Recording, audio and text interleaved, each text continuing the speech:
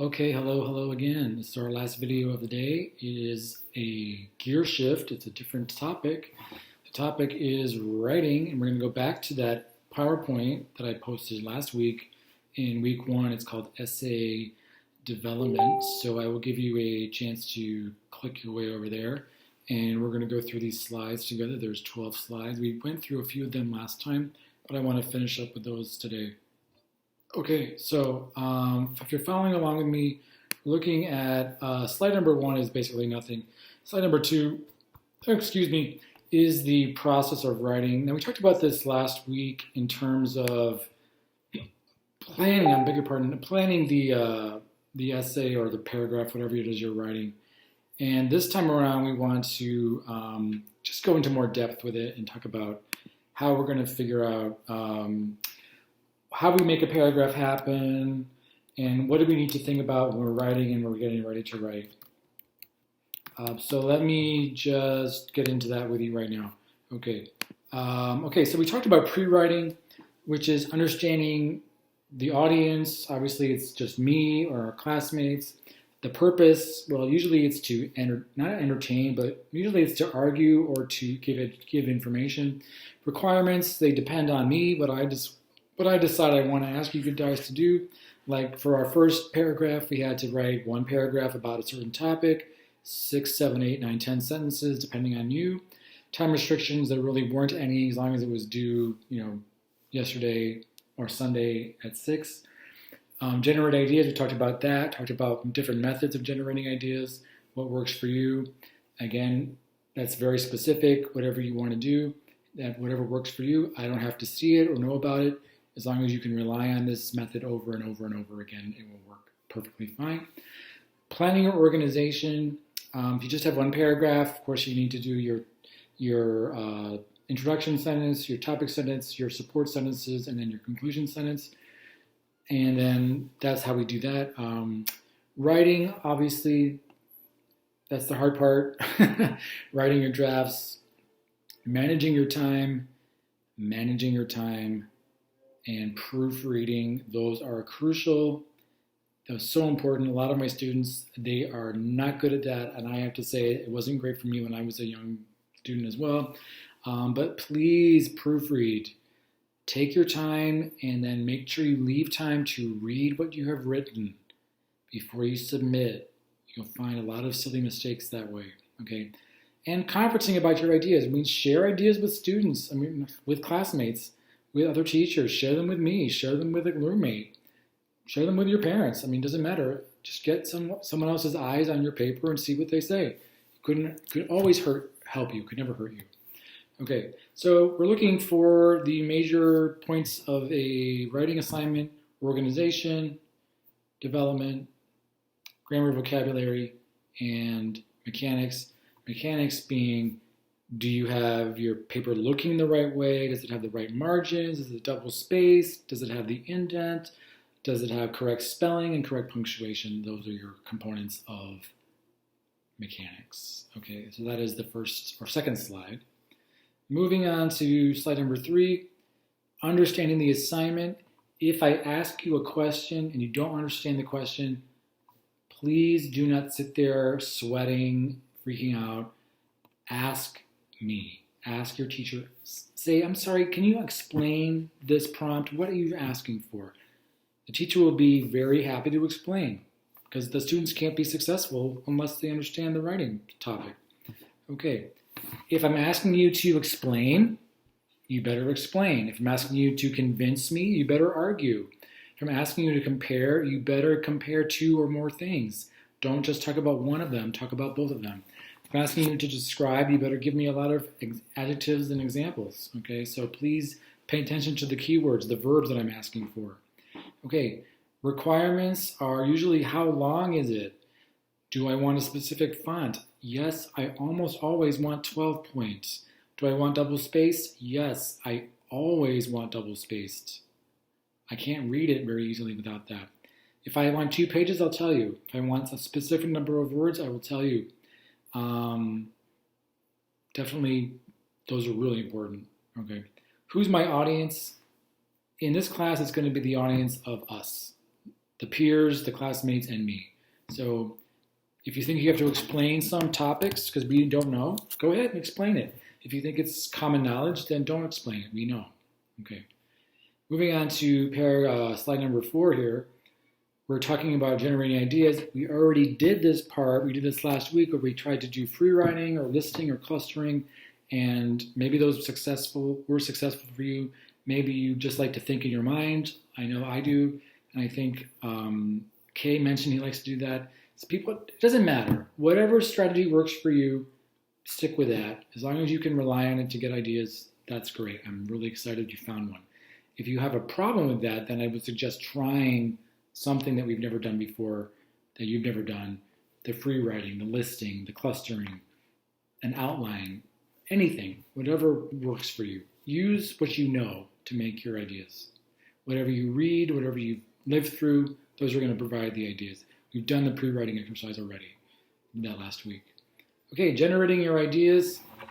The key word on this topic is grouping and eliminating. Okay, redundant. Redundant means things you've already said. You do not need to repeat yourself. We don't want to hear it again. We want to hear something different and new. So if you have ideas that are very similar, combine them, okay?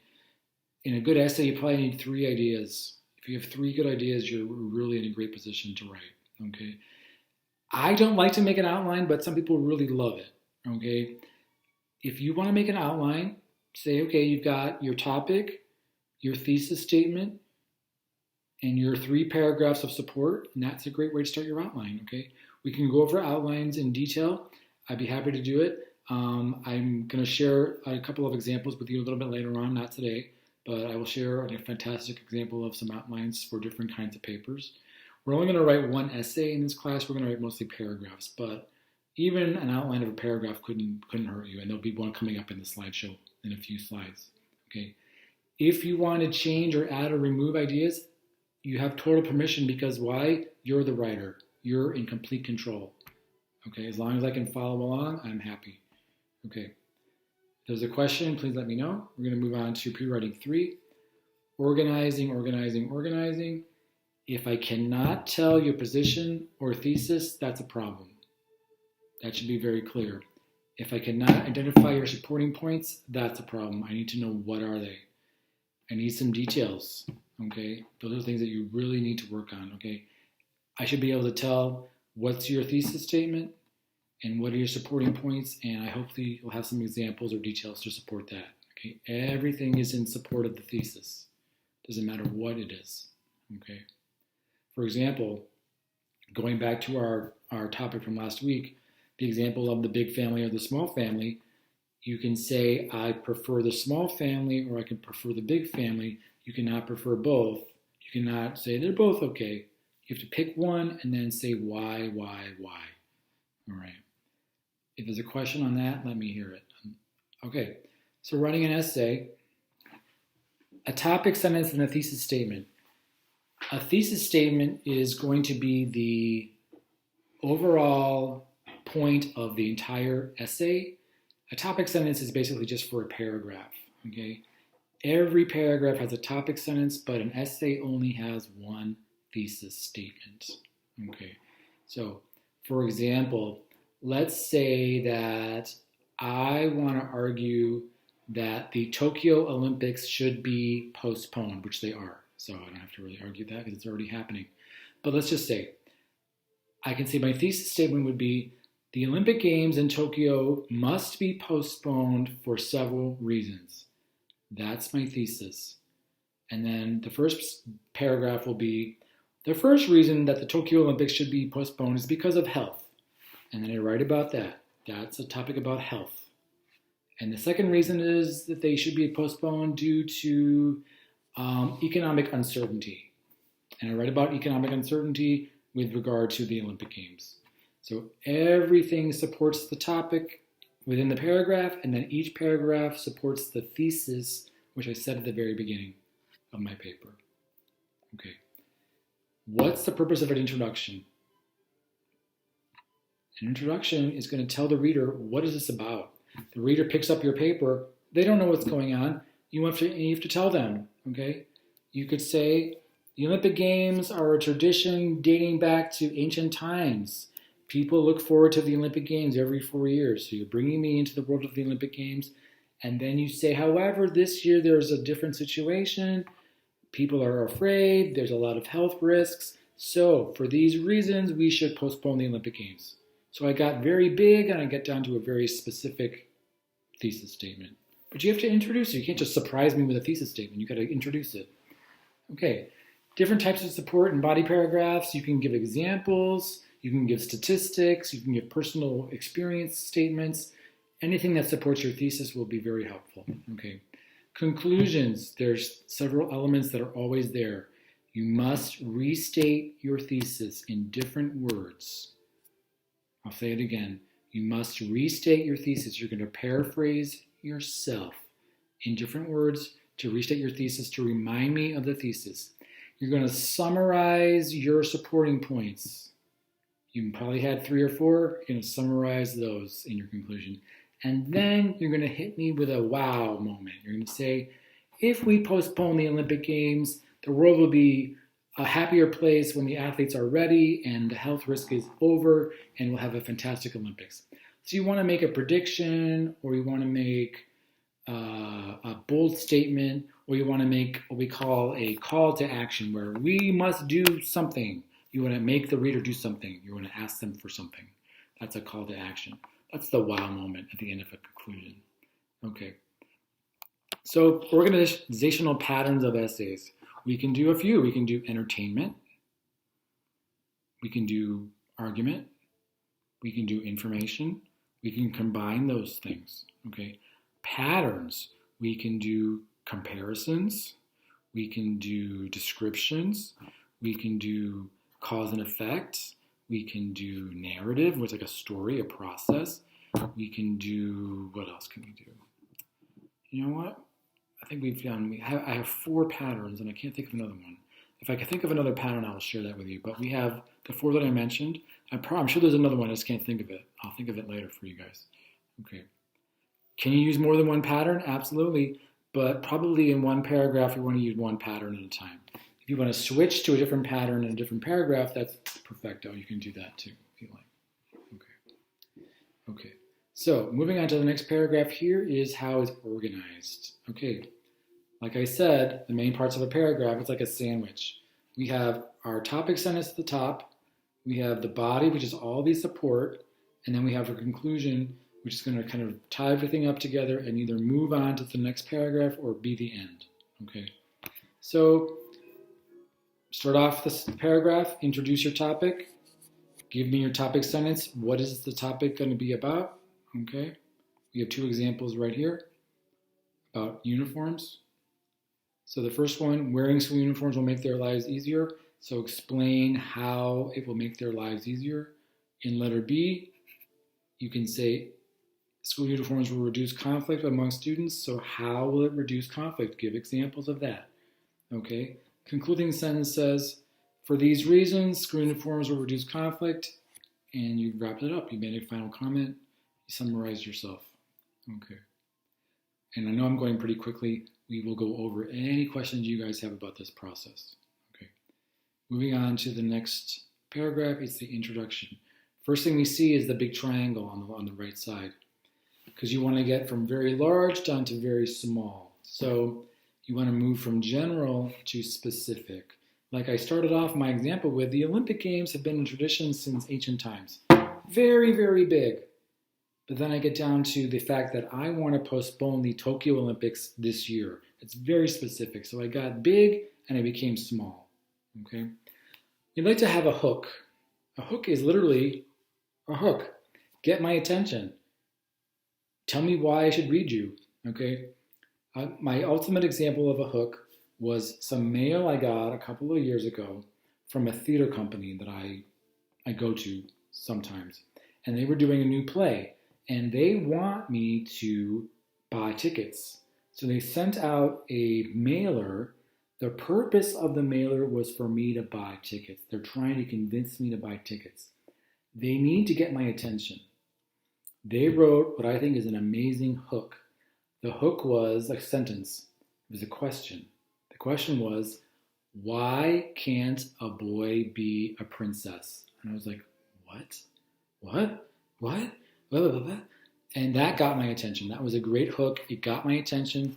That was the topic of the play. The topic of the play was about a boy who wanted to be a princess. He's like, why can't I be a princess?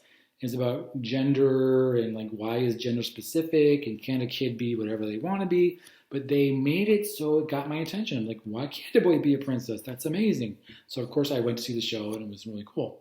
Okay, so they got me with a really cool hook, and then they give background information about what is the story about, why should I care, and then they give me the thesis. So you hook me with your hook, get my attention, fill in the background, and then give me your thesis statement.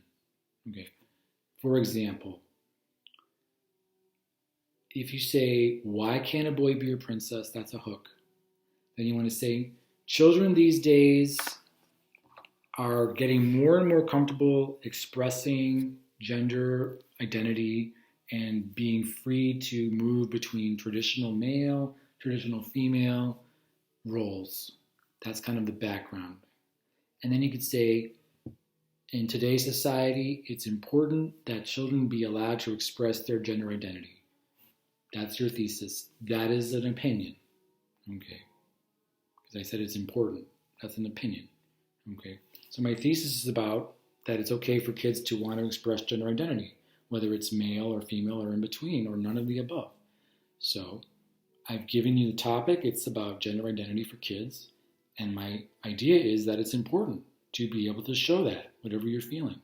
So I kind of went from a hook to background to a specific point, and that's my introduction.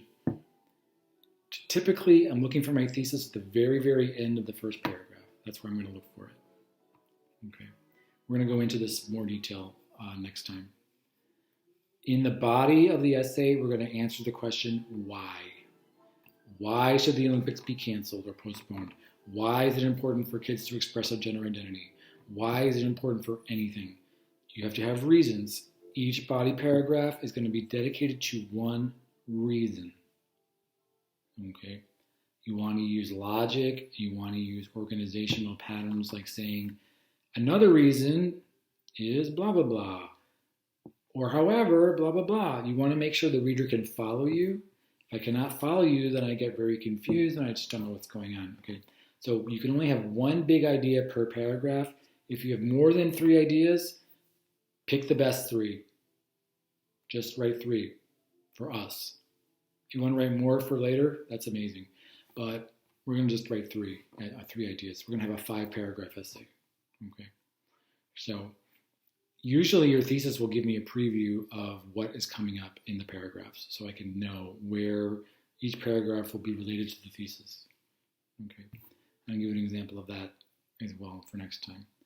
Conclusion tells me the essay is coming to an end. You're going to say, in conclusion, comma, or finally, comma, or as they do here, to sum up, comma, blah, blah, blah, blah, blah. You want to restate your thesis. You want to summarize your main points, and you want to leave the reader with a final thought. You do not ever, ever, ever want to add a new idea in your conclusion. If you add a new idea, that means you're not over. You have to write more. Okay? You don't want to write more. You want to be done. So just summarize what you already wrote and put a little bow on it, as we say, and you're done with that. Take a look at the example. They start with a transition signal. To sum up means I know that the essay is going to be over. They give us a summary. They give us a restated thesis. And they give us a last sentence that talks about a better future. So it kind of leaves you with a nice feeling, a strong idea to go off to the end of the essay with. Okay. All right. And on the last slide here, we have our big outline, which I promised you earlier. Notice we have our introduction, which is the triangle getting from the hook to the general's background to the thesis. Then we have our body, which is 3 paragraphs. Each paragraph has a topic sentence with support, topic sentence, support, topic sentence, support. And then the conclusion, same as the other way around, triangle. Restate your thesis, summarize your main points, and hit me with a final comment, your wow moment. Okay, and that is how you write a paragraph and an essay. However, you're free to write whatever you want inside of this structure. Okay, I talked a lot. Maybe I confused you. I hope not. If there are questions, and I'm sure there are, please let me know in the comments or in the, not the comments, in email. Email me, because I'll be live behind the screen for you guys. So I talked way too long. Wow. So I'm going to sign off for this video, and I will see you in real life. I'll see you live on Wednesday morning, but tomorrow morning I will be live behind the screen waiting to answer questions via email.